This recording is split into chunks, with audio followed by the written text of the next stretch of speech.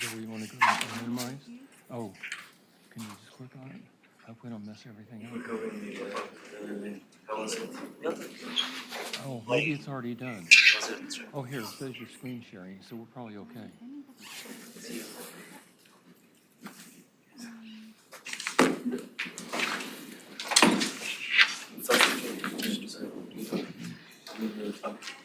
Starts at 12:15. Good. Sorry, I'm trying to tomorrow. There. That's a little more formal. I understand that. I know I have one teacher. What's up the deal? It's I mean, you're Yeah, this one That's awful. should be, should run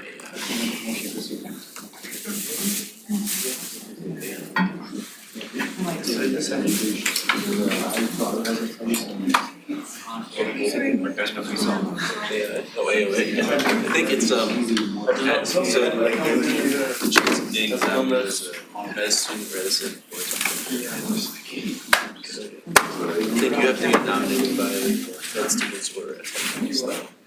That would be your business.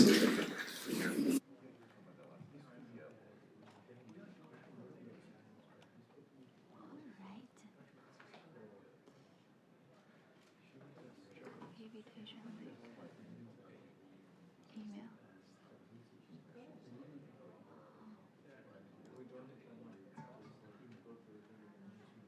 I don't know. What about we log it off and then log in again because this might not be. No, she's trying to No, set no, up I Zoom, mean- I think. Yeah, This may not be the accurate one. Oh, may not be the right one? Yes. Because she's not seeing our slides over at St. Yes. Luke's? Okay. They when they're not able to participate. How can I stop sharing? Yeah. So that's Are you in Zoom? yes, we are. Stop sharing There you go. first. Then we can log off and meeting or Dr. Foxworth already had Zoom set up. He said it, he said it, he had it set. It was already connected and running. which account were you using? Was it the same similar meeting that we had It was the before? one Ellie Jorgensen sent me. Okay. It was the one that was Okay. shared. Oh, can you log in one more time and give me the meeting ID? I don't have my phone on me. Okay. This was out by So default they set once. it up. They set it up, but this might not be the one. The other side of resident would be able to join. So what about we try this one? That's the regular thing. Do you That's have, a do you have regular all of thing. it? I've got it in my phone if you don't have it. Yes, I do. It doesn't matter. I think passcode. 555 something, I Has think. joined the meeting. Yes. Recording in progress. Now we have him as well. This was another one. Yeah. Okay, so now we Okay. need, Now we are able to share. okay, Share now we There you need to minimize this and get it out of the way. There you go. this one. Yep. Awesome. And then Okay. where are the slide sets that we The had? slides is here. There, okay, there we go. There you go. There you Okay, go. You're good. thanks so much. Yeah, we got it. Thanks, Christopher. Okay. All right, well, maybe we should start then. Let me see here.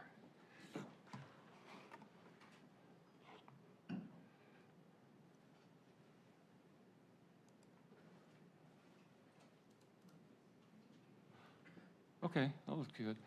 Okay, thanks so much for coming today to the AOA annual lectureship.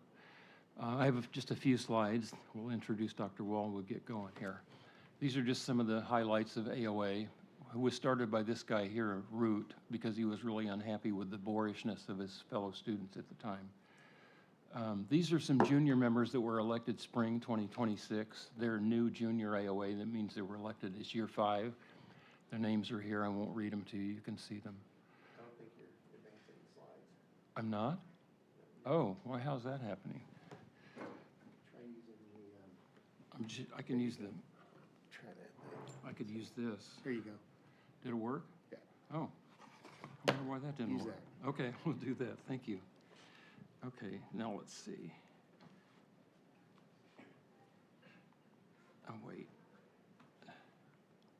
There you go. It work? Yep. Okay. Let's is interesting. I'm seeing something different on the slide. Okay, that's fine then. You're seeing the presenter. Yeah. Okay. So, so then that's the next slide. These are the, oh, here we go. This is what I was just talking about. I'm gonna have to look at the slides up here. Parker Boyce, Gower, Hulse, Kim. I won't read all the names to you. This is the next group. These are junior AOA students that were elected last year in the spring as juniors. So we elect 4 junior students, year 5 at this school, once a year, okay? And then there are the student officers also. These are members that we elected last fall, 2025. We can elect 20% of the students student class expect. And so there are quite a few. One of the classes we just analyzed was 173 people, so it's the biggest class I've ever seen here. But that takes into account St. Joe students too, which makes it larger. One resident, Dr. Wu, who's here in the audience today. She's a third year IM resident now, going off to rheumatology. Dr. Wall is our guest speaker today. I'll introduce him in just a second. He was elected last fall. And then these are some awards that we have. This was an announcement of an award that we got from AOA, and I just thought I would to consider applying for these things. There's one here that at the bottom, that's the Carolyn Kukine Award. The first one up there at the top, that's $9,000 over 2 years, has to do with free cataract surgery. And so it's a really nice project. Then we have the Carolyn Kukine Award. We've had that in the past. Somebody that just completed that is Nitin Nadella. He just completed it. That's a $7,000 award. And you don't have to be a member of AOA to apply for these things. You just have to be at this school where we have a chapter that justifies it. And then we have a new application submitted. It's in progress right now at AOA. So some good research opportunities for sure. Okay.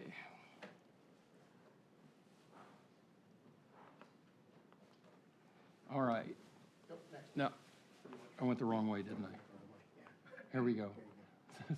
Okay, so I want to introduce Dr. Wall here, Jeffrey Wall.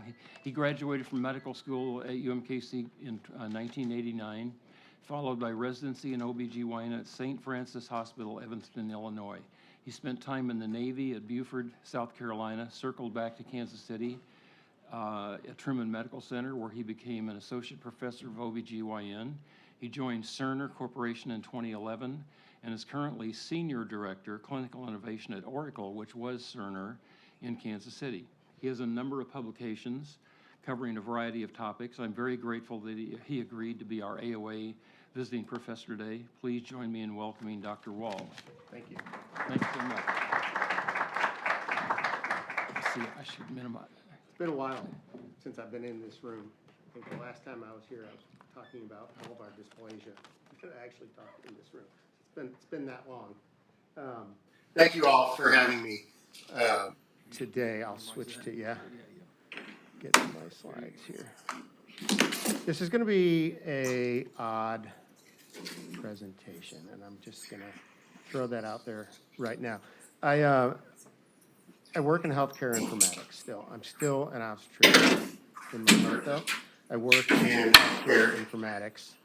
And my work every day is I work with the engineers, the data scientists, and UX designers, designing the next generation, not the current generation that you guys are using right now, but the next generation of EMR software, which is AI immersive. So I've been kind of for the past 2 years kind of deep working in AI.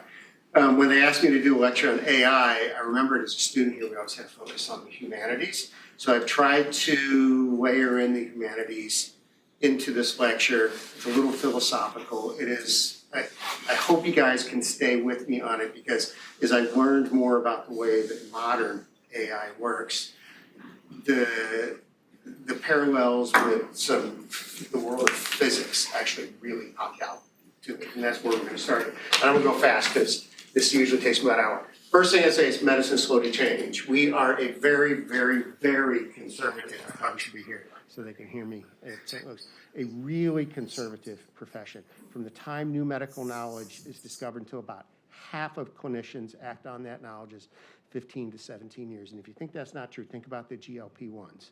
The first GLP-1 was released in 2005, the second was 2010, and the rest since about 2011, 2016. GLP-1s now are revolutionizing, so to speak, the care of diabetes, weight loss, and all that other stuff. That's about 15 to 17 years before it really kicks in. So we are a very conservative profession, and rightly so. But something has changed over the past 20 to 30 years, 40 years since I started. I started here in 1983. Medicine has changed. It's always been complex, but there's been just the amount of clinical information surrounding each patient, the amount of clinical knowledge that you guys as students are expected to know is orders of magnitude more than I learned in medical school. Here's the problem. The cognitive capability of you, as we as humans and you as medical students, hasn't changed. You finish medical school, you read everything, retain 2 articles. At the end of a year, you're only 1,200 years behind. We are creating new medical knowledge at an unprecedented rate. It is almost impossible, well, I would say it is impossible, to keep up at that rate.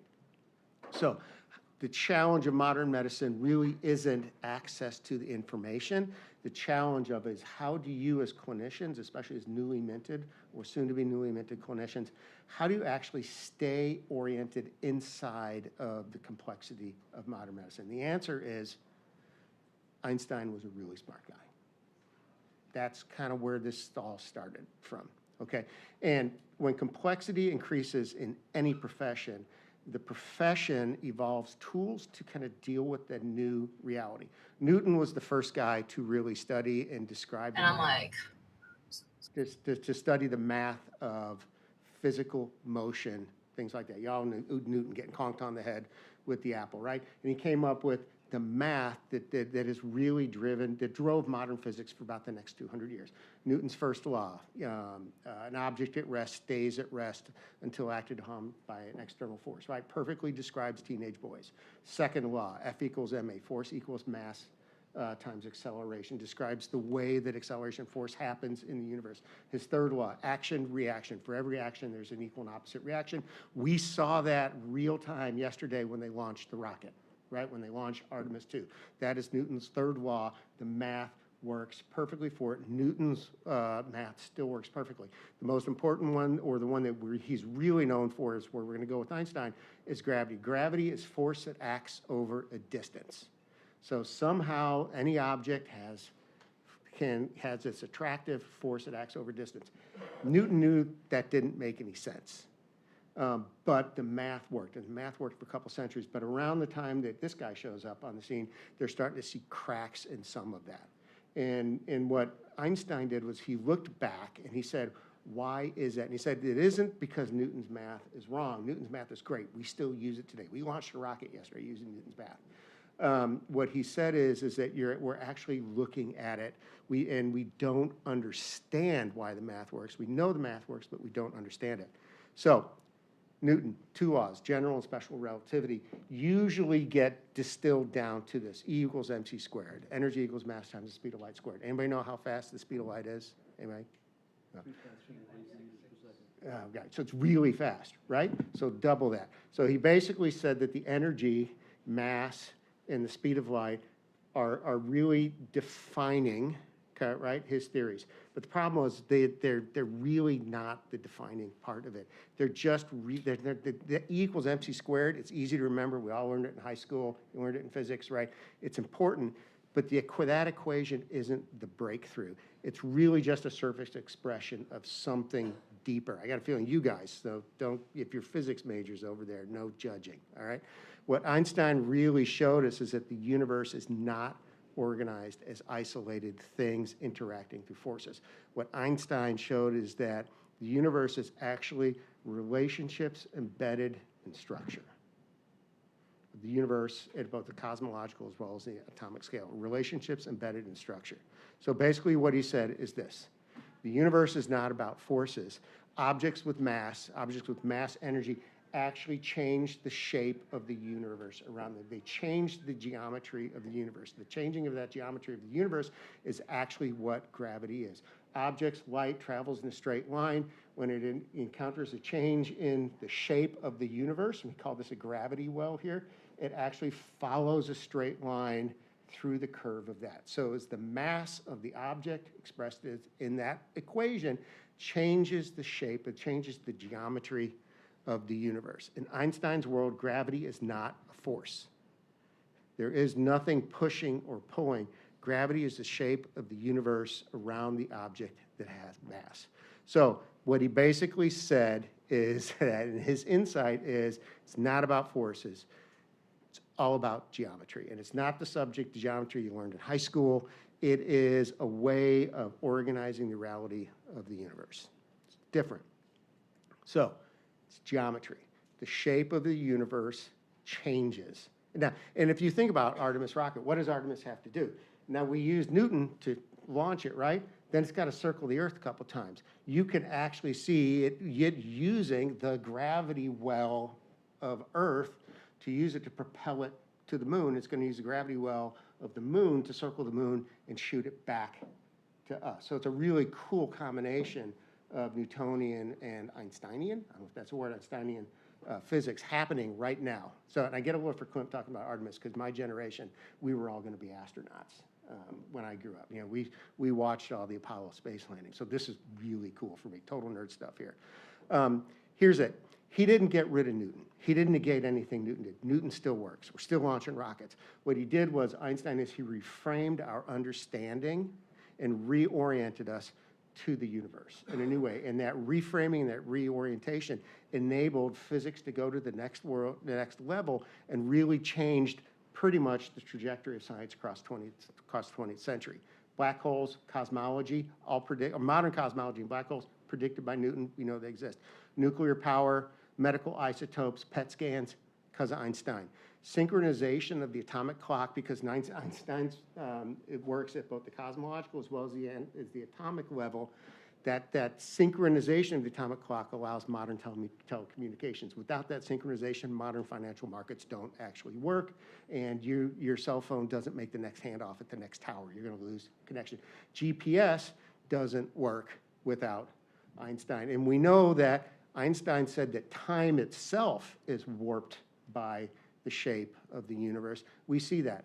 GPS satellites experience time differently than we do on Earth. They're off by 38 microseconds, which doesn't sound like a lot, except that's about 10 kilometers per day on Earth. If we didn't understand that the shape of that Einstein had said, it's the shape of the universe, that we understand that time dilation effect. Because of that, ambulances get to your patients quicker now, right? Because they can just put it in the GP. Your patients find you in the office. Patients get to the emergency room faster. We do everything now with GPS, right? Modern AI shows that clinical meaning can be geometry too.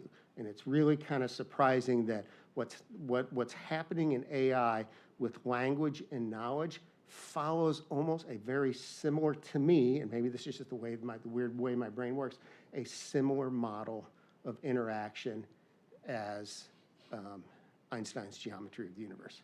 Okay, so to understand that though, we gotta go into the LLMs a little bit. ChatGPT, large language models. This is our patient for the next couple slides. This is a guy from my residency, 78-year-old guy with diabetes, heart failure, went to an outdoor family reunion, 98 degrees. Temperature, accidentally took 2 of his Lasix that day, didn't drink anything, showed up with acute kidney injury, dehydration, and what looks like acute kidney injury, AKI from that.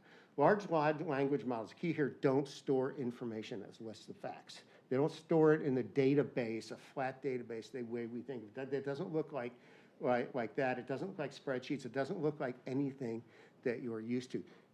The way the large language models work is they work on language. And what they do is they take the language, whatever text you put into that, and they break it up into little chunks called tokens. And those tokens can be individual letters, they can be pieces of punctuation, they can be parts of words. And then it uses statistical probability to say what is the next word in the sequence of this text. And then it goes back and it checks if that's correct, was correct, and it recalculates it. And it recalculates the meaning of the next word based not only on the word before it, but based on every word before it. So it's constantly recalculating each time it recalculates, and it's also basing the meaning on every other word that it's learned in its training.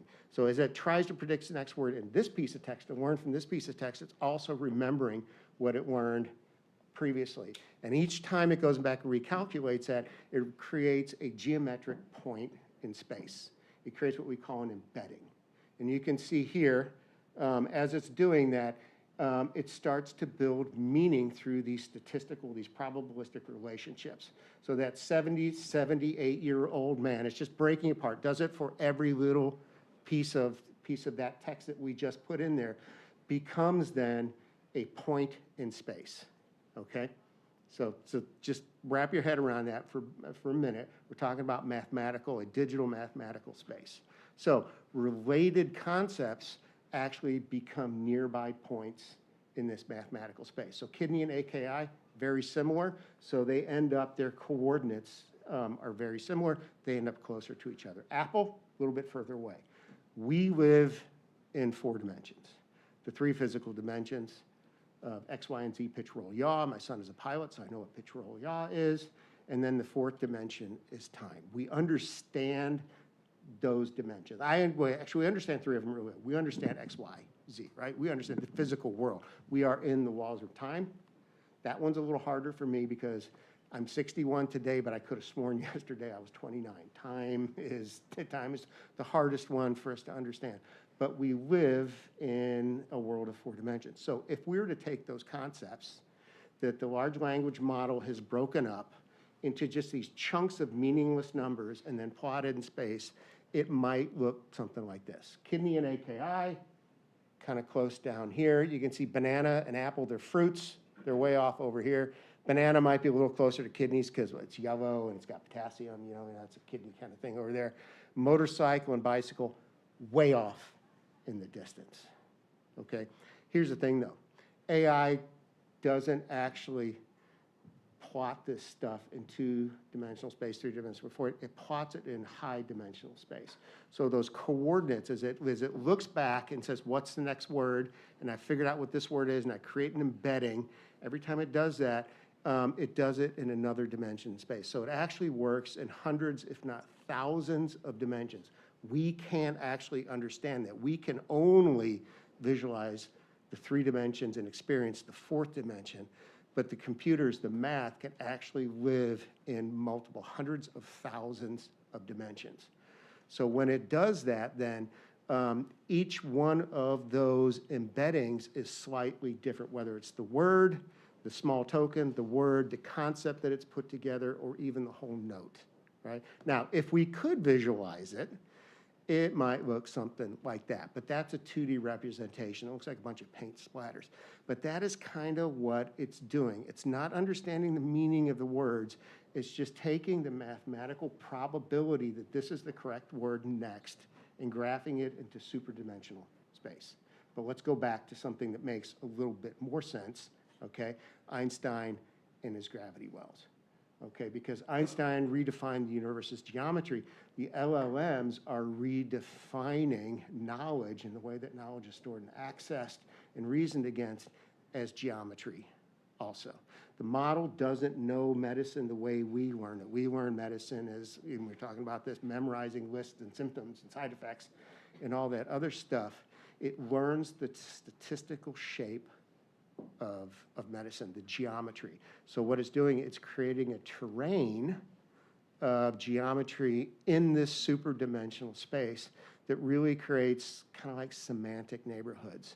So for this guy, the clinical concepts that it has learned from its prior training are heart failure, AKI, dehydration, diuretics, and they create almost like a gravity well around them, kind of like you'd see if you were thinking of this as Einstein did. Concepts that belong together end up living near each other in super high dimensional space across these thousands of features. Now, we take that then and we can create what we call a semantic knowledge graph. Now, when the LLMs were trained, they dump everything in there, and they're constantly returning. They dump everything. I mean, they dump Shakespeare in there. It's gone through, and it's kind of like the proverbial monkey of the universe. You know, what's the likelihood if you gave a monkey in a typewriter, it would type, write up Shakespeare? It's almost like, because it reads a Shakespeare, right? We load Shakespeare in, and then it goes back and figures out what's the likelihood that the next word in this is going to be the next word, and then it calculates that against all the other things it's learned, creates these embeddings, right? Shakespeare, history, trivia, science, Kim Kardashian's favorite lip color, anything that's been on TikTok, Monty Python sketches, medical knowledge. All of that is sitting up in there. We can, and that's sitting in, basically in the LLM. That's its core data set, right? And we, in medicine, we can create a semantic knowledge graph based on that. So that's everything the LLM knows. But we can also take your patients, and we can take all their clinical knowledge and create a semantic data index from that. So we can take your patient and we can take their blood pressure, right? And we can vectorize. When we create that embedding, it's called vectorizing it, and you put it in a vector database. That's that superdimensional space.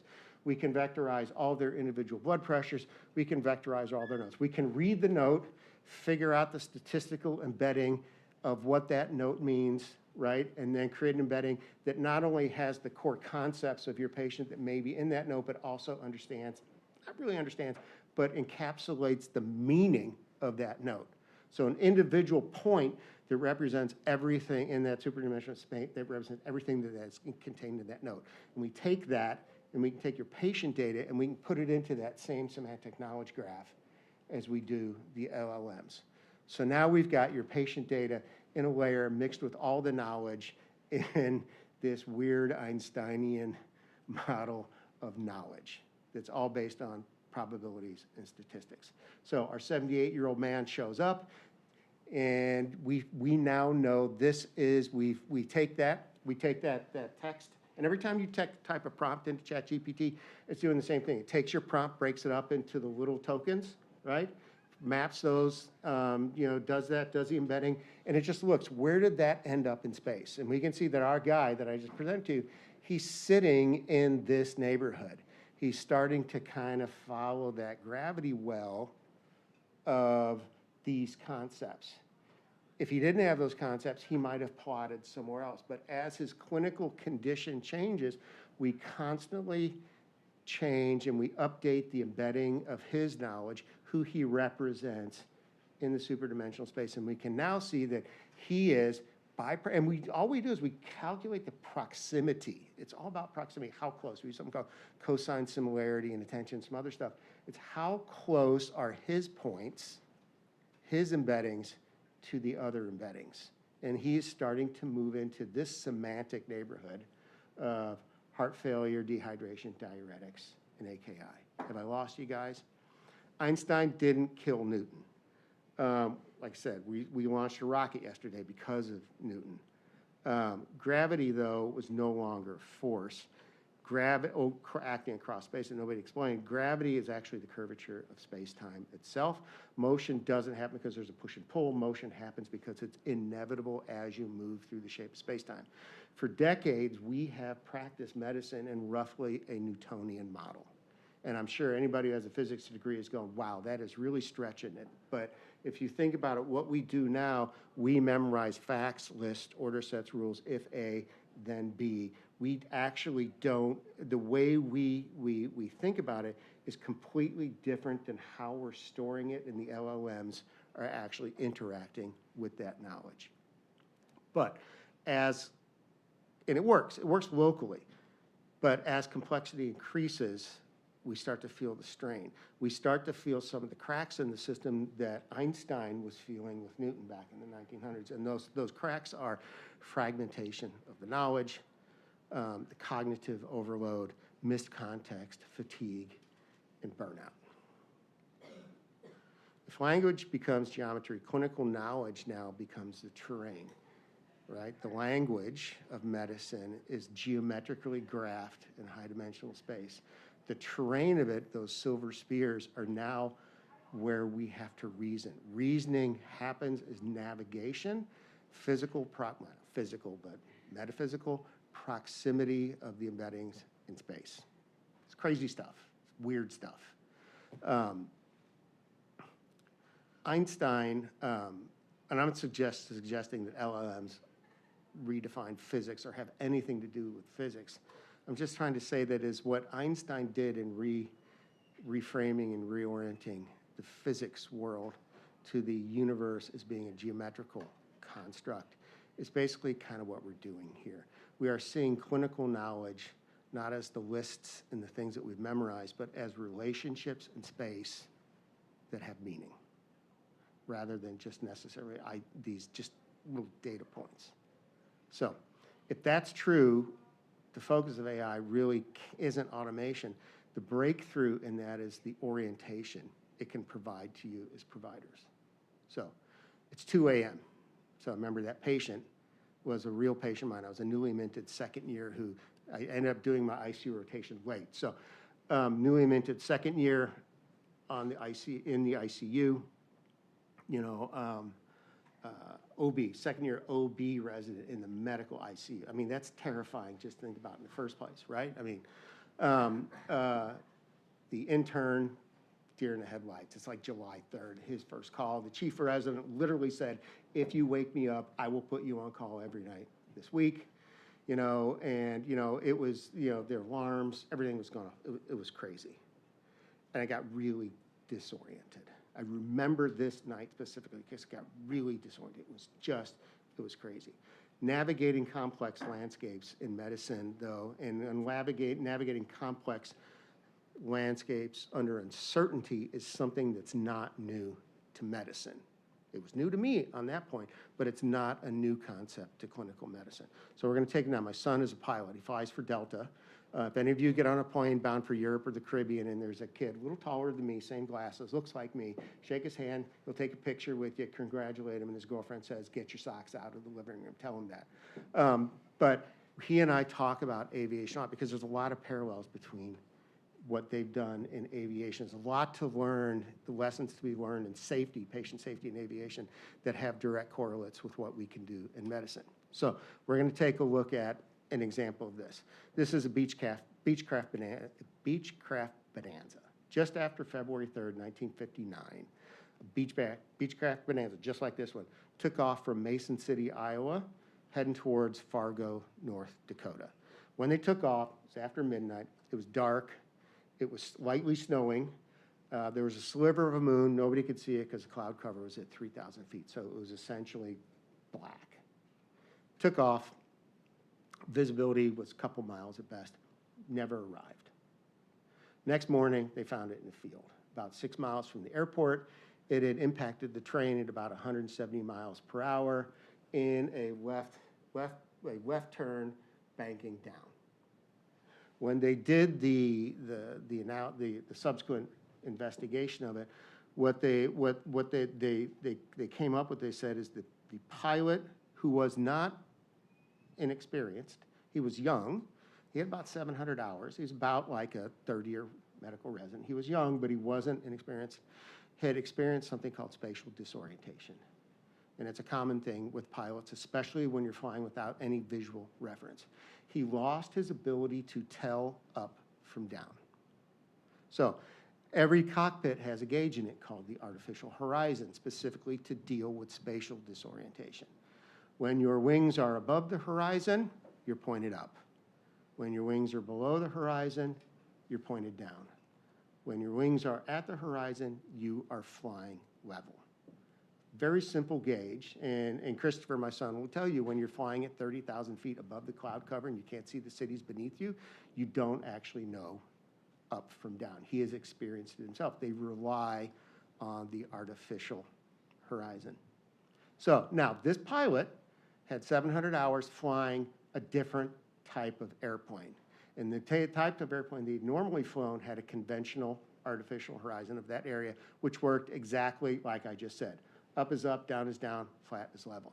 That night, he was flying a Beechcraft Bonanza, which had a completely different kind of artificial horizon, which not only looked differently, it's half black, half white, it actually operated differently. Down is up and up is down.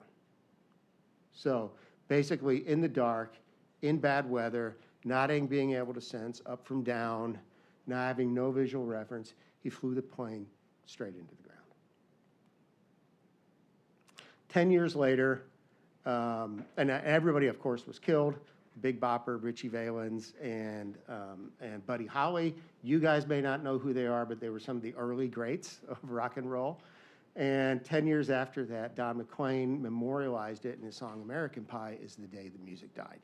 So really interesting correlate. My son first turned me on to that story, but the story isn't about this terrible tragedy and how it ended up being one of the seminal songs of the late 1960s and early 70s. And if you don't know that song, you should, no matter what your age is. It's about disorientation, right? So this is a modern artificial horizon. It has since been standardized. Brown is ground, blue is sky, up is up, down is down. Every airplane in the world has this same artificial horizon now. Thing is, the crash wasn't about lack of intelligence. The artificial horizon doesn't actually make the pilot any smarter, and it doesn't actually affect the judgment of the pilot. The role of the artificial horizon is specifically to orient the pilot to when they're in a situation of uncertainty, complexity, and they can't figure out what's going on.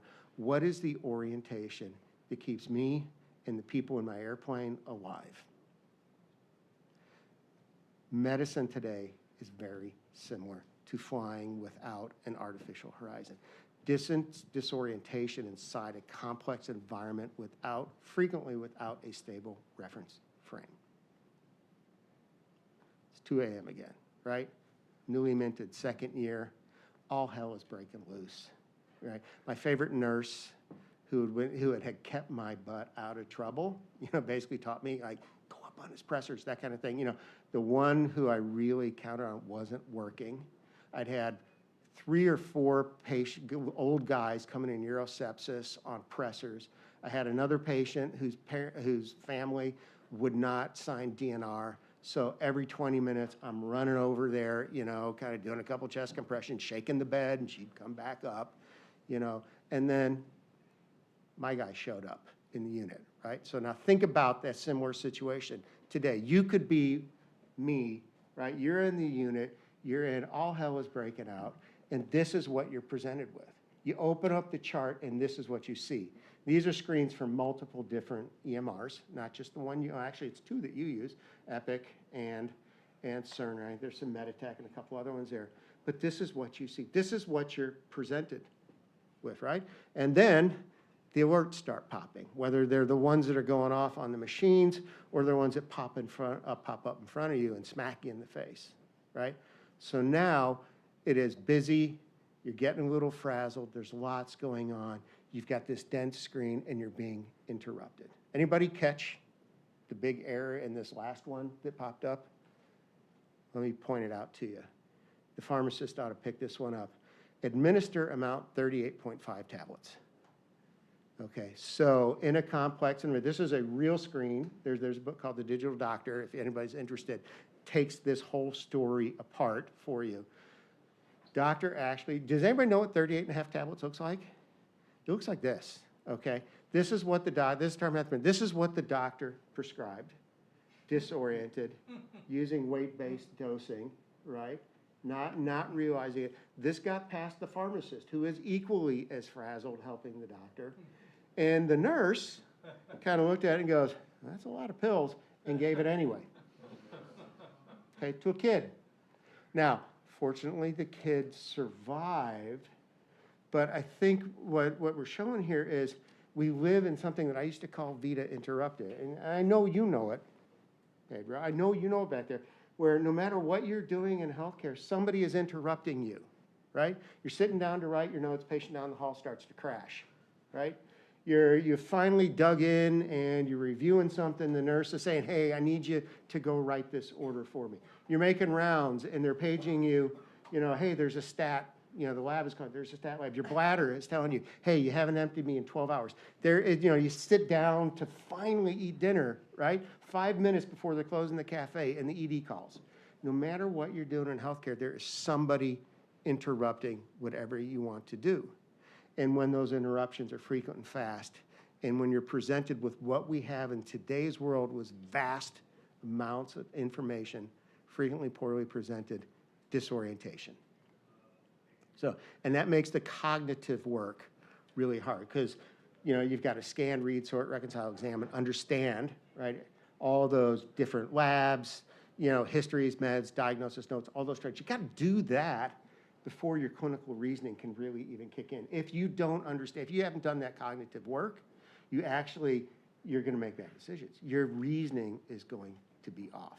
So think about your emergency room doc having to do this with every patient, your primary care doctor who has to do this same thing with that same amount of information every 20 minutes, you know, 20 times a day, sitting in the ICU, making rounds in the hospital. We have to do this cognitive work, and it's gotten really hard. I don't know how you guys, you got your work cut out for you, the medical students. And that's when you start to navigate the train. Once you've understood that, then your 7 to 8-year-old guy, you go, well, his creatinine's rising, his BNP is elevated, he's got a history of heart failure, he's outdoors, blah, blah, blah. That's what you have to find in that record. Now, the internal medicine docs are probably looking at that going, that's simple, right? Second-year intern, totally frazzled in a really complex environment. I'm sitting there going, I don't know, is it heart failure? Was it dehydration? Is it AKI? I didn't know what was going on. I got really, and that night sticks out in my head because by the time somebody came to relieve me that morning, I felt like such a failure. I felt like that, and it's what that time where you walk in and you go, I have no business being in medicine. I should probably just go work at the Ford plant. This is too hard. And it wasn't that I couldn't see the forest for the trees, right? Because I was in the forest. You're in the forest. It's finding your way in the forest amongst the trees. And that was 1990. We didn't have EMRs. It was all on paper flow sheets. We didn't have half the medications. We didn't look at, I mean, we monitored all the vitals and all that other stuff. The presentation, the amount of data that I was responsible for knowing, again, was orders of magnitude different than what our medical students and our residents and our attendings have to deal with today. AI can't be your autopilot. And I'm not suggesting AI is an autopilot, ever. What I'm suggesting is AI can be the artificial horizon for us. It's just if you take what AI is supposed to be down to, it's just core essence. It's artificial intelligence. It's just software that helps perform tasks that normally require human thinking. That's all it does. Its core goal is to help offload some of our cognitive needs. We've had the concept of artificial intelligence for 60, 70 years now. The famous Turing test, you know, Turing, the guy who figured out the Enigma code in World War II, AI now easily passes the Turing test. Traditional artificial intelligence is what you see in your EMRs today. It's typically rule-based deterministic logic. It's CDS rules. It's all the alerts that pop up. If this, then that. Dr. Wall, please don't give John that antibiotic. Please don't give him penicillin. He has a history of anaphylaxis. You're going to kill him, chucklehead. It's a smack in the face with a frying pan. Don't do that. Hey, these two drugs, you can't give them together. Hey, you should modify the dose of this based on the creatinine. It's very simplistic. It's written by rules. It's also very rigid. It's what you guys experience every single day. That's what every EMR is doing, rules-based. The other part of AI, since for the past 30 or years, and what most people thought of until fairly recently as artificial intelligence was machine-based learning. And machine-based learning is very different. Machine-based learning is somebody kind of stirring the data pot and seeing what floats up. Machine-based learning is really good at finding the associations and then figuring out if those associations are real, so we can predict what's going to happen next. So it does learn the pattern from the data, but it also requires a massive data set. And because of the way it is, that data set requires oversight by humans because the machine learning algorithms drift. And they drift pretty quickly. We were talking about drift today. Machine-based algorithms drift, and they have inherent bias, so they require a lot of training. And these are typically focused on risk prediction models. What's the chance? One that I worked on before was the risk of you're moving from CKD2 to CKD3 to CKD4, and then at what point do we start putting a shunt in your arm because you're going to need a new kidney? So we developed those, and it's really just looking at a data set, stirring it up, and doing some math, all about prediction. But prediction isn't really understanding, and it's not necessarily orientation either. It may help with orientation, but it's really not that. That changed in 2017. A guy named, I think it was Ashish Jha, I think his name was. He was an engineer at Google, released a paper called "Attention is all you need," and that really changed AI because that brought us into the world of the large language models, which think differently. Vector databases had been around since about 2010 or so, but they were really just used to help interpret the AI for imaging, so things like X-rays and all that. But when he released that paper, he said we use the vector databases, we use a probabilistic model of looking at language, we changed the game. The research really kicked off in about 2018. The first model that we all became familiar with, October 2022, ChatGPT. There's now Claude and a whole bunch of other ones out there. That's the new, that when I say modern AI, that's what I'm talking about. And up until about a year or two ago, it was all LLM based. And LLMs, what they're really good at is, remember, they just work on language and prediction. They're really good at looking at text. They're really good at writing and summarizing. They can read the text, they can summarize the text, and they can write well. That is really where they're good.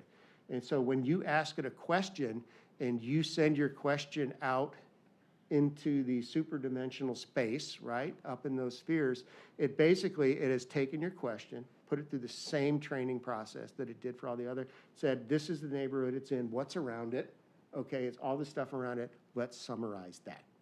And then it goes through that same probabilistic algorithm to recreate whatever you've asked it.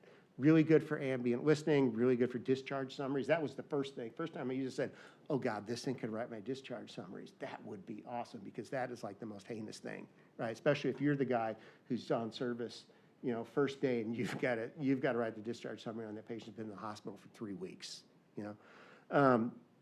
The next layer on that is agentic AI. And agentic AI is kind of a buzzword now. You're probably hearing more about agents in AI. Agentic AI works with the LLMs, and I don't want to say it's necessarily a layer above the LLMs, but it really gives us the ability to kind of regulate the LLMs. So we're going to talk about that. Okay, but back to here, because this is your reality today. Our charts are flat. Every piece of information here essentially sits at the same level. Every cell essentially has equal value to every other cell. You as clinicians, you have to construct the shape of the situation. You're expected to find the meaning in this hot mess. Choose your own adventure. Hope you get it right, right? Anybody spent that time in results review, digging through, trying to find that stuff, trying to figure out, trying to orient yourself? Here's the thing. What's the LLM actually doing? LLMs aren't thinking. They feel like they're thinking, right? And maybe deep in the math somewhere there's some proto-thinking. They're not thinking. It is all statistical probability. What is the most likely word based on where your prompt ended up in high dimensional space? They're not thinking through the steps. They are simply just navigating that semantic geometry of meaning, right? So we talked about our semantic knowledge graph, our semantic index. That's kind of where we start, right? Our guy shows up, this is the neighborhood. We now, because we understand his information in the same way that we understand everything the LLM has learned, we now understand where his clinical course sits. And we can kind of figure out a trajectory. We can navigate that. But navigation without orientation isn't safe. We know that, right? Because that pilot was navigating and flying through space, but he wasn't oriented and he crashed the plane. The model can move through meaning, but it doesn't actually understand. LLMs don't actually understand anything they're doing. They don't have any perception. They don't actually have any state. They don't have any memory. If you ask ChatGPT a question and it remembers that, but only because it's got an agent telling it what to remember. The thing about the LLMs is it's all statistical probability. Ask it the same question again an hour later, you might get a different answer. Now, most of them are well-trained, right? The answer you get will probably be very close to what you got before, but it will never, ever be the same. And because it's based on a statistical probability, errors creep in, right? So how do we deal with the errors? I mean, do we call them hallucinations? I don't know. How do we deal with those errors? So we have a technique that we use called RAG, or Retrieval Augmented Generation. It's a guardrail we put in to the semantic knowledge graph. So if you go to ChatGPT and you ask it a medical question, you'll get a really good answer, actually. But we all know that there could be some goofy stuff in there because ChatGPT has also read Shakespeare, it's read vaccine conspiracy theories, it's read pseudoscience, it's read all that other stuff. You gotta pay attention to what it's telling you. And like a medical student, sometimes it misremembers stuff and it makes stuff up in rounds. So, you know it's true. So we put the guardrails around. When we use it in medicine, we use the RAG, Retrieval Augmented Generation, and we tell the LLM, your skill is at reading, summarizing, synthesizing. That's your skill, right? You can go in there, you can find the meaning, you can summarize it for me. When I ask you a question, forget everything you know that you've learned in your training, but use your skill. And I want you to use your skill against this data set. And what we do is part in that RAG layer, I don't know if that's the right term, but in the RAG, we put in our medical knowledge. Say, we trust this medical knowledge, whether that's open evidence, and open evidence definitely does this, up to date, whatever it is, we say, this is the medical knowledge source that I want you to look at. Here are the guidelines that I want you to look at from these medical societies that we trust. Here are the ontologies, SNOMED, ICD-10, those are all really important, even though they're a huge pain in the butt. These are the ontologies that define the structure of medicine. Use that. Here's the research, here's the evidence. You can only use this information to answer the question that we're gonna ask you. Forget everything else. It doesn't get rid of the risk of hallucination completely. You still have to pay attention, or confabulation. But what it does is it puts the guardrails around so that you have said, here's the best information I can give you. Go in here, mix my patient's information, mix his silver sphere in with this silver sphere that we've created for you, and find the answer here. So that is the best we can do right now. But there's two other layers on top of that in our tech stack. We're not going to talk about the application experience, your UI. We all know what bad UI looks at. We've all used Cerner, Epic, all of them. We know. We've seen the screenshots I keep popping up. That's a lecture for another day. We're going to talk about the AI agent. Because the AI agent is really the guardrail here, and it's also the way that we can actually start to use the AI in a newer and more meaningful way. So AI, the agents, and the key word on agents is agents have agency. All you got to remember, agents have agency. They have the ability to do things. And they do it through something we call the agentic loop, perceive, plan, act, reflect. So that agent works in conjunction with the LLM. It sits there and it can monitor the system. It gathers the information. Monitor system gathers the information, it prioritizes, and it finds the relevant signals as they change in whatever the data is. In this case, it would be patient data.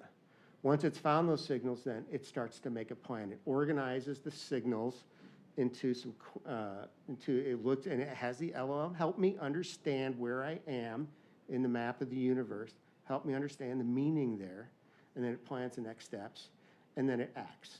It can act autonomously, and occasionally we let it do it. A lot of the autonomous action are the agents that are not in healthcare. We don't want it to act autonomously yet in healthcare, but it can act.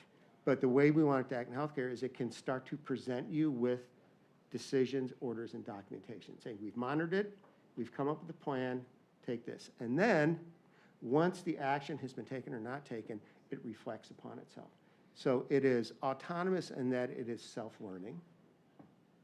It looks back at what it found, It looks back at what it presented, it looks back at what happened, and then it learns.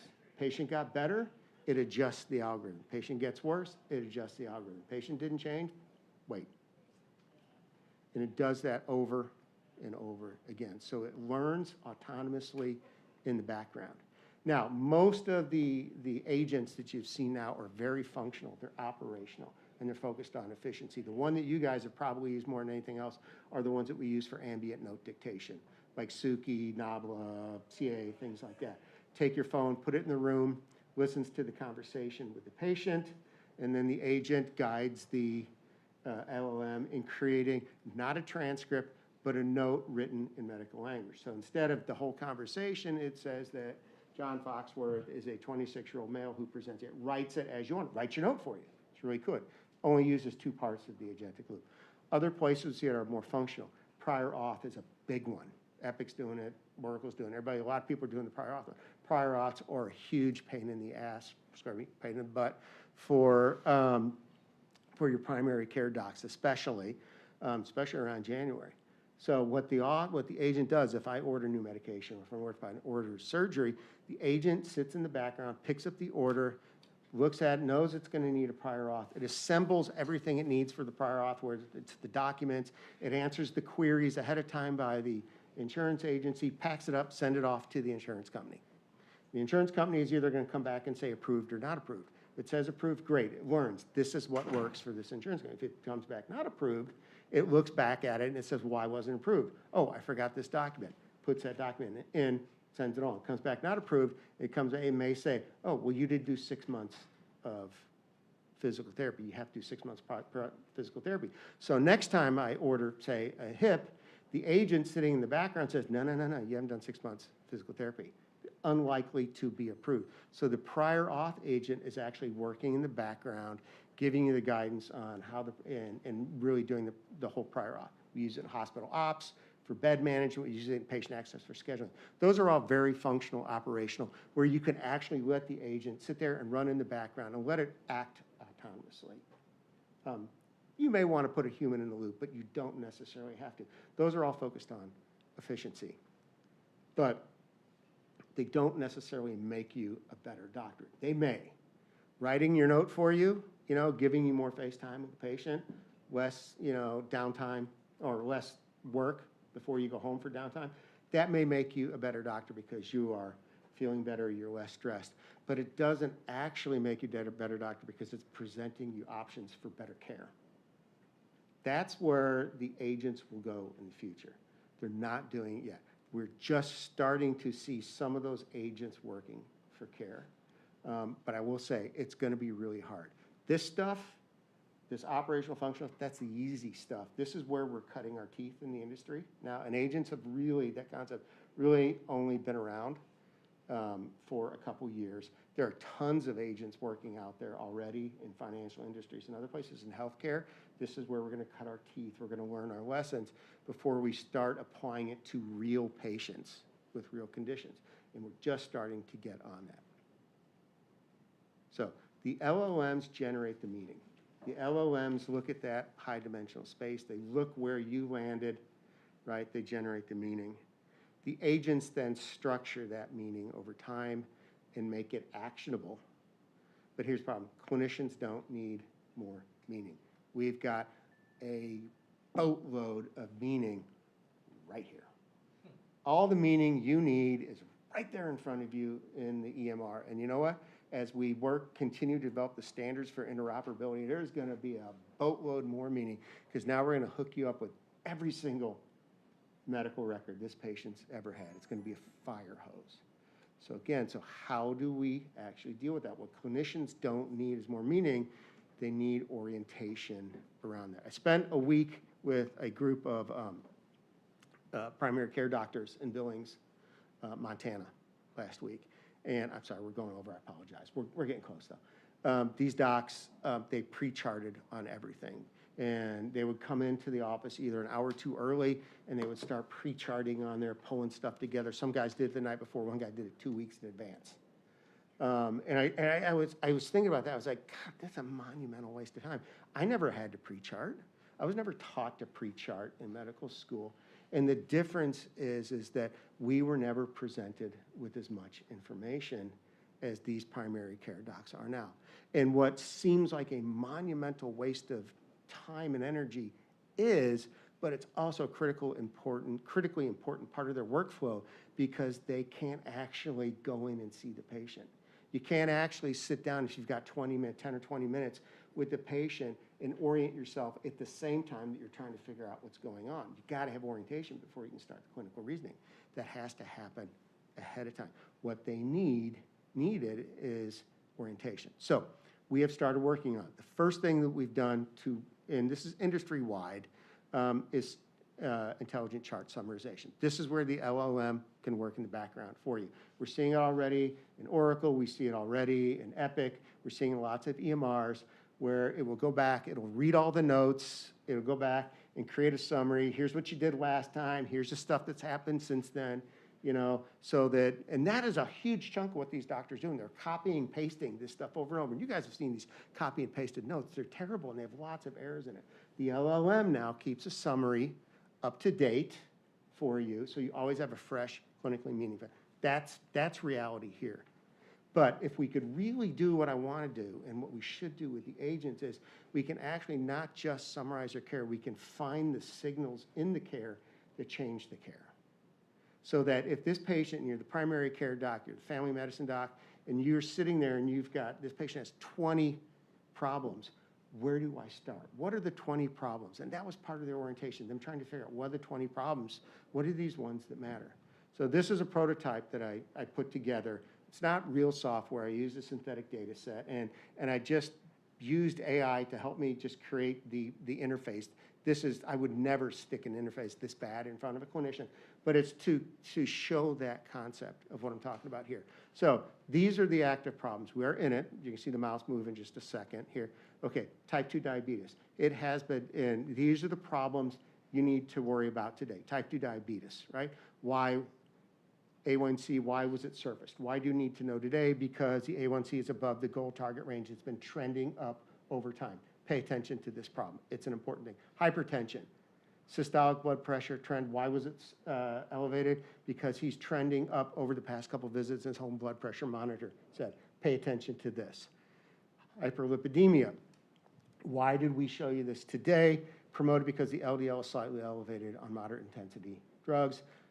Atorvastatin. Why am I pointing this out to you today? Because of that lipidemia thing over there. You probably need to adjust the dose or think about a different medication, right? Now, when I go to the full problem list, I can see these are the problems that were surfaced. The rest of them were not. I've just showed you. They're there. They're available. We call that the trust layer. They're there. If I click down at the details, I will see, well, we looked at 14 other problems. You don't need to worry about that. We're monitoring them in the background. Why they're not impacting today's decisions, what would cause surfacing. So basically what the AI is saying is, I got you back. There's too much for you to know. This guy's got, of the 20 medical problems, start with these 6.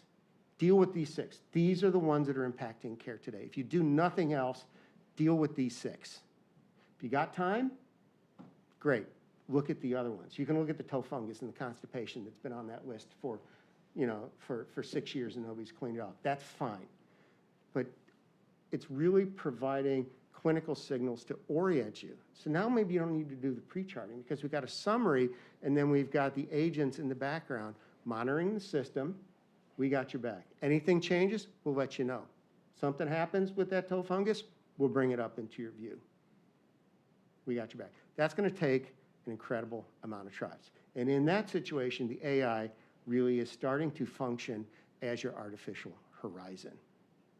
Because that agent then, it's prioritizing what matters clinically for you. It maintains the orientation of time and context, aligns the data decisions and workflows, and it continuously recalibrates and updates itself to keep you up to date on the things that matter. However, there is a contract that needs to be signed between clinicians and the people who develop AI. And I sit on the other side with the developers, but when I say we, I'm speaking as a clinician and for everybody in this room. And that contract that we have to insist on is the meaning has to be explicit. The system clearly shows what each piece of information represents. You got to show your work. right? The information or the truth has to be auditable, right? The source and logic behind it can be traced and verified. No black boxes. And tech industry loves black boxes. That's where their money lies, right? Proprietary algorithm. Sorry, no black boxes. Trust has to be visible. If for some reason I think that's not right, I don't trust it, I have to be able to get to the truster. I got to be able to get to the full problem list. I got to be able to get to the full flow sheet. I still have to have the ability to dig into the data old school style. Have to have that. And then the last one, the most important one, judgment remains human. Judgment has to remain human at every single point in the step.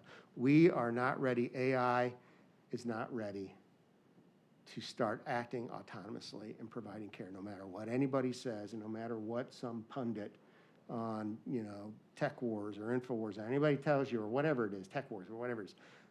We are not ready for that. Okay, we're wrapping it up, promise. Okay, Girl with Pearl Earring, right?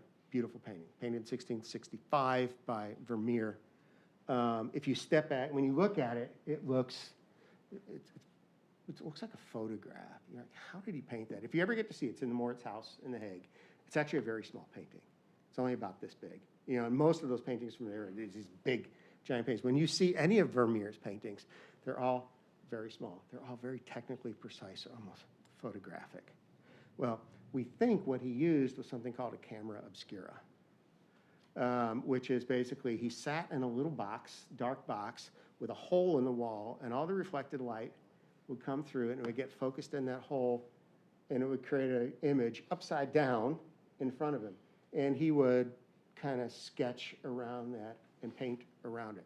Canaletto, with his beautiful, technically precise views of Venice, used a portable one, we think. We don't prove it. But by doing that, he was able to get these precise pictures. It's also why almost every single one of Vermeer's pictures show that exact same view, that exact same map on the wall, that exact same window, because that's where his box was. And you think, oh, that's cheating. He's just tracing. That's not real art. It's not, no, but it is. It's still great art. Technically, he was a very skilled artist, but he was using a different tool. The tool didn't replace the artist. It changed what the artist could see. And that's what I think where we go with agentic AI in the future is that we are not looking to replace human intelligence. Human intelligence is actually the most important commodity in this room right now. We're looking for the artificial intelligence to augment that, to supercharge us, to make us better, to practice better care. We got to be really careful of magical intelligence. And a little bit of magical intelligence I've been talking about today because we're still working on this. But I see this all the time in my company, and I see it a lot in the industry. Oh, the AI will just figure it out. In the future, the AI will do this. Magical thinking. We have to ground it in clinical intelligence because medicine isn't perfect. Doctors aren't fallible. Even the best doctors in the best systems get disoriented. Harm sometimes occurs. Hopefully we investigate that harm. Sometimes it's a near miss, sometimes it's a direct hit. Every physician, we talked about this morning, has that private memory, a private list of the times that they caused harm, or they did something wrong, or they worried, and they got away from it. When we were disoriented and unsure, we tend to learn from those alone. A lot of times we don't share those. AI gives us a chance to share that, not by replacing clinicians at all, but by giving us the most powerful set of tools we have. The future is this. It's what we've been talking about for the past couple of days. What we're doing is we are changing how information isn't just stored, but how it's presented and how we make meaning from that at a scale that we've never been able to do before, and make that meaning and that understanding in new ways, helping us to see clearly, really in the moment that matters most. We don't need smarter doctors, but we do need better instruments. That's it. I'm hoping I didn't totally lose you guys with all that Einstein nonsense I tossed in there. I really enjoyed fine art. physics and medicine and projecting to the future. Getting back to Einstein, No, here's the That was- physicist calling me out. I'm not a physicist. That was total BS. I'm not a physicist, no, it wasn't. But, you know, as you know, there's a problem with it. That if you extrapolate it out to the field equations out to the ultimate conclusion, you get infinite density, infinite temperature of space-time, and the theory breaks down. And perhaps extrapolate this similarly, it may We don't break know. down where you have, say you could have a population of 10 million people here run by physicians with AI, another 10 million run by AI by itself. And it's found to be more, everyone makes mistakes, AI makes mistakes, physicians make We mistakes. don't know. But then if you, we may find that it's more cost effective to have AI do it all. Maybe. Are you ready to let it do it? No. Yeah, that's my point. And the point I've been trying to make to the medical students is, No, if I'm running a country, I've got limited funds. Or if I'm in a position where I can profit from this or the other, one way or the other, I may decide to do that. so that's. Not me, but. No, and the profit motive is a big Oh, deal it's in a there, big trust deal. me. It's a big deal. And I love open evidence. I think open evidence is awesome, but open evidence's model is ad-driven. Their business model is ad-driven revenue. So they say that we're open and we're unbiased, but anytime anybody says ad-driven revenue, you gotta worry. Right. So the profit motive is strong. LLMs, really, that paper came out in 2017. This is so brand new. We have jumped on it because everybody immediately saw this is a game changer. The agents are brand new. We don't know where it's gonna go in the future. And that's why I say that clinical contract. For me, I'm not ready to say that this is autopilot, an artificial horizon. But I think that medicine needs to stay for now and maybe 100 years in the future. I don't know. If anybody ever watches The Expanse, maybe it's the same time we get Epstein drives, right? And we can straight line through space, unrestricted velocity. Until that point, medicine has to remain profoundly human. These will be the tools, and what I really want is to, I look at it myself being in that moment of disorientation and being lost. And I watched those doctors last week, and they're building their own, it's like they're building their own artificial horizon for every single airplane they're flying. And they spend hours a day doing it, just so they can make sense of the data. We should be able to make sense of the data. We should be able to use these tools to make sense of the data so they can actually sit down and be in the moment with the patient. One, I think that medicine and life in general is not vectored. It's certainly not linearly vectored. And two, the two-dimensional frames of the EMRs that you threw up there and said something about how they're important. That's just raw data. Yeah, it's raw data. Data has to be transposed into augmenting the current knowledge base. We've called it fund of knowledge in medicine for decades. And then it's got to be shaped by the individuality of the patient, in which case it becomes information. Data to knowledge, knowledge to information, information to wisdom. And that path, I think AI can't supplant the human. I'm not sure I agree with you there. It's okay to get the information and be oriented. But another way we orient, I'm a humanities professor, a retired neonatologist. It's okay. I won't hold it against you. Yeah, I thought I'd get you there.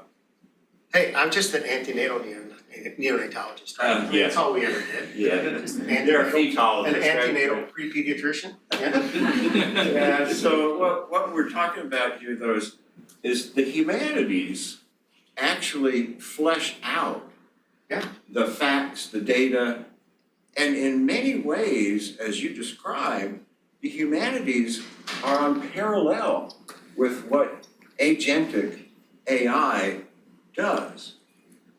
But lots of doctors know nothing of the humanities. That's what Because the they've school been- was founded around. What? That was a core founding principle. Oh, originally, Louise yeah. Arnold and I used to talk about that too, yeah. It changed in the technology of the post-World War II, but science became the rule. And we're trying to reestablish the place of the humanities. And that's why I tried to bring some humanities into this. Talk a little bit about physics, talk a little bit about art, talk a little bit about aviation. Here's the one thing I will say, that when I meet with docs and I say, what do you need? I want to give you what you need. I want to help you orient. They will almost always come back with either some answer that roughly interprets to read my mind, which we can't do yet. But it's also always, I need it all. Well, what do you need? Hey, Kardashian, what do you really need? Well, I need this. Okay, all right, so we'll give you that, but I need this. And why do you need that? Well, there was this one time. So the reason you end up with this mess is because the doctors have never, they don't know what they really need. They know what they want, which is FOMA, fear of missing anything. They're afraid they're gonna miss something. So the only way I don't miss anything is to give me everything, but then they complain. It's too much data, it's too dense, too clicky, it's too scrolly, I can't find it. What's the patient story? And it's been for me, for the past 15 years, something I've really struggled with, because what I've wanted to give them is not what they've always wanted, but what they actually need. We have never actually, with the EMR, that was one of the promises with the EMRs, we will give you everything you need. We've never actually given them what they need. To me, it's the doc who says, I'm not that hungry, I think all I want is some soup for lunch. And then they go to the restaurant and they order the whole menu. Right, and you go, well, what'd you do? And he goes, I thought you just wanted soup. You weren't that hungry. Yeah, but those fries might be good. And that salad, that might be a great salad. I don't know. I might want a fry before I'm done. That's how we practice. And I can't get the docs to focus on it, because every doctor knows the exception to the rule. Residency, first couple of years of practice, you learn the 80%. You get really good with the 80%. Right? But what we learn is how to look for what I call the movement around the edges, the 20%. Something's different about John today. I don't know what it is. Something's different. Most of the patients I saw, you know this, Peter, my wife would say, what'd you do in the office today? I don't know. What, see any good patients? I don't know. Same patient, right? Different name, different face, different condition. Same stuff over and over again. What we were looking for was a really good case. That time where it's kind of like the T-Rex, can't see, can only see movement. So the kids are like hiding in the tree. They know if they move, the T-Rex is going to eat them. So they don't move. We're looking for the movement around the edges. We're looking for that something different, because the rest of it's autopilot. I mean, I'm on autopilot, just taking care of those patients, but I'm looking for those signals.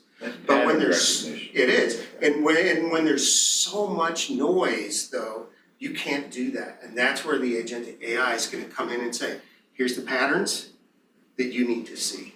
This is the movement around there. Don't let the T-Rex, we're not going to let the T-Rex eat you.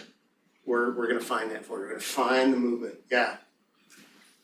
What makes more sense from the EMR standpoint, to get one of the models already available that were big and expensive and a lot of energy and use RAG, or have lighter models that can be trained with the data from the EMR? So we're talking about small language models versus large language models. Small language models, I mean, you could do it with either. Small language models frequently don't have the skills. They've been trained against a data set to do a very specific thing. And they frequently don't have the skills or the ability to reason across the vast amounts of data that we need. So the large language models have, because they've learned from a larger data set, they've built the skills and the associations that the smaller ones. So the small language models really will function a little bit better in I would say non-healthcare markets, where you still need the LLM, but it doesn't need to know how to write a good note. It doesn't need to know how to interpret blood pressures. All it really needs to do is to be able to figure out how to maybe smooth this financial transaction. You could potentially use a small language model to do something like prior auth, right? But real healthcare, I think you probably need the large you probably need a large language model. That's why Open Evidence has gone that route. And Open Evidence uses their own LLM. They're not using ChatGPT or Claude or any of those. They've got their own LLM. They realize that too, that there's just too much, that the small language models are too focused. To take it back to the old days and the Excel spreadsheet. Yeah. The idea was poop in, poop out. Garbage in, garbage out. Yeah, how does a large language model filter out the poop in and not include it into its decision? It doesn't. It takes it all. The poop is part of the learning, the training. That's part of it. Is there bias because there's poop in it? Is there bias if you take the poop out? Either way, but the large language model takes and learns from everything. That's why you have to be really careful with it, why you've got to check it. And then every time I put in there and I want sources, I tell it, quote your sources.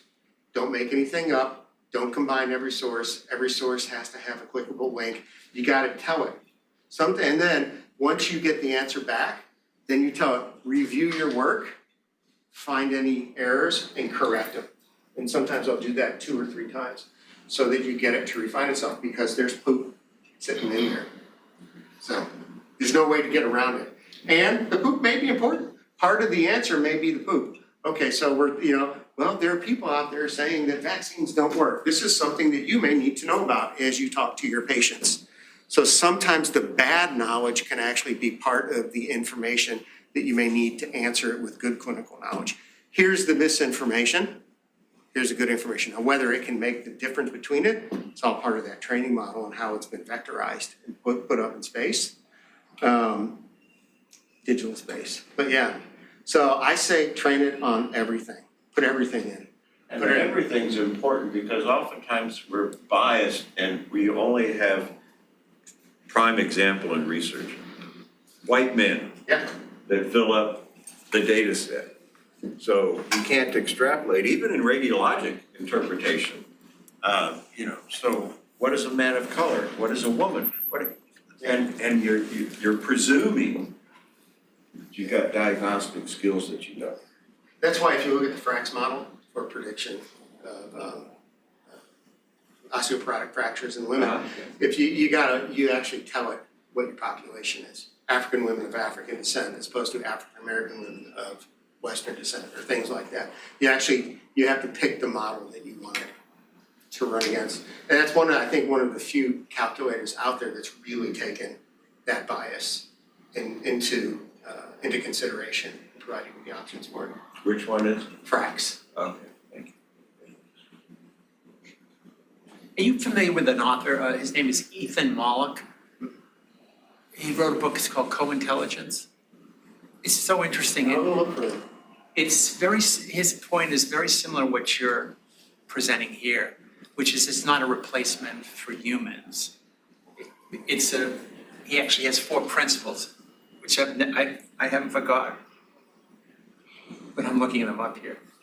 So his idea was, how do you work productively with AI? The first one was, it says, invite AI to the table. Experiment with AI for various tasks to understand its capabilities. So in other words, have it sit next to you as you're solving problems. Second one was, be the human in the loop, because it can't come from the machine. The third was, treat it like a person, give it a persona. Explain to it where its limitations are. It was so interesting.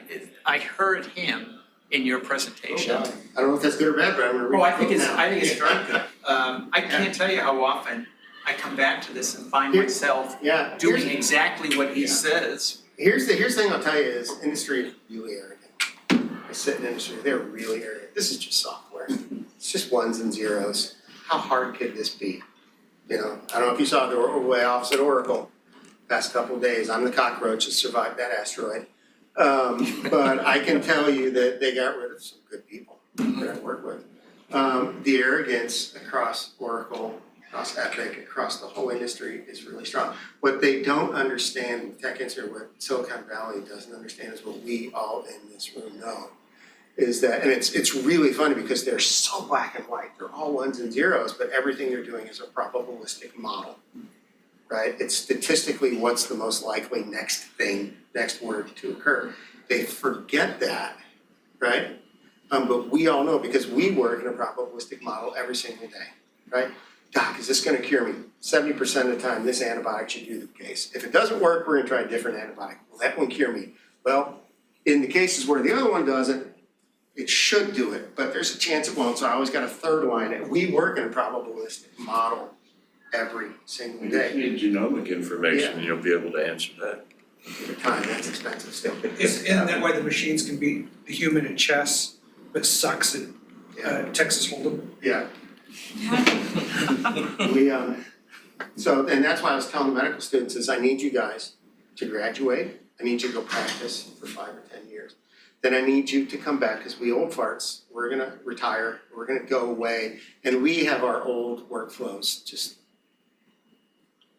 it's hard to break the old workflows. I mean, a doctor every day goes, I wish we could just go back to paper. And there's parts of me that goes, yeah, this was so easy, so much easier on paper. But what I need you guys to be is because what you can do now is you'll be the adult in the room working, you stay practicing, but you work because the engineers don't understand healthcare. They don't understand that systolic always goes over diastolic. That is a conversation I had last week with an engineer.